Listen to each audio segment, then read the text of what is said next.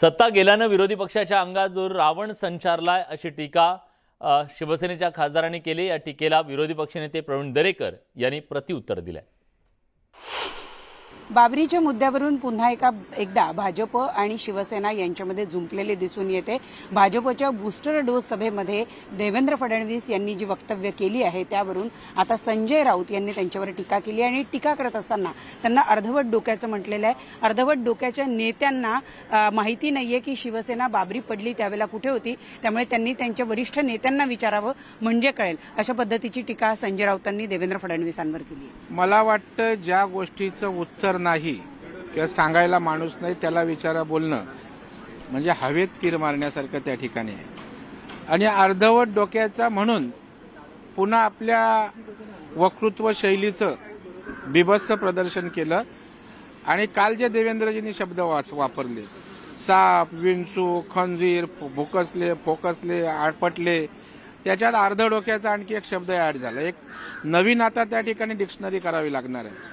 यांचा द्वेष, मत्सर, तिरस्कार याचे शब्दावली त्या ठिकाणी करावी लागेल, कारण यांना विषयावर बोलताच येत नाही आणि मुद्देसूद मांडताच येत नाही। आता देवेंद्र फडणवीस साहेबांचं नीट भाषण ऐका आपण। त्याच्यामध्ये त्यांनी अत्यंत स्पष्टपणे सांगितलंय की बाबरी ढाचा पाडल्यानंतर सह्यवादासाठी कुणी नावं घ्यायची नाही, जायचं नाही, हे त्या ठिकाणी ठरलं होतं। आणि तंतोतंत शिस्तीचा अंमलबजावणी करणारा पक्ष असल्यामुळे, अनुशासित पक्ष असल्यामुळे त्यांनी ते पाळलं।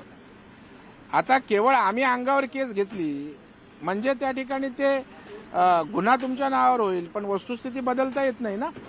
बरं, गुन्हे पण नाहीत।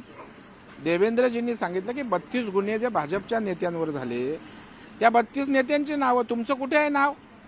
आणि एकीकडे सीबीआय केंद्रीय तपास यंत्रणेवर आक्षेप घ्यायचा, संशयाच्या भोवऱ्यात उभा करायचं, गुप्तचर यंत्रणेवर बोलायचं, आणि इकडे सोयीचं असेल तेव्हा सीबीआयचा रिपोर्ट तपासा। म्हणजे आता सोयीपुरता सीबीआयवर विश्वास आला का? त्याच्यामुळे मला वाटतं सोयीचं बोलायचं, सोयीचे संदर्भ लावायचे। मला वाटतं संदर्भासहित जरा बोलण्याची आणि त्या ठिकाणी सवय लावावी।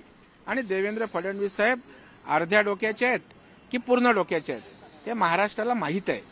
5 वर्ष पूर्ण डोक्यानी या महाराष्ट्राला त्यांनी विकासाकडे नेण्याचा प्रामाणिक प्रयत्न केला।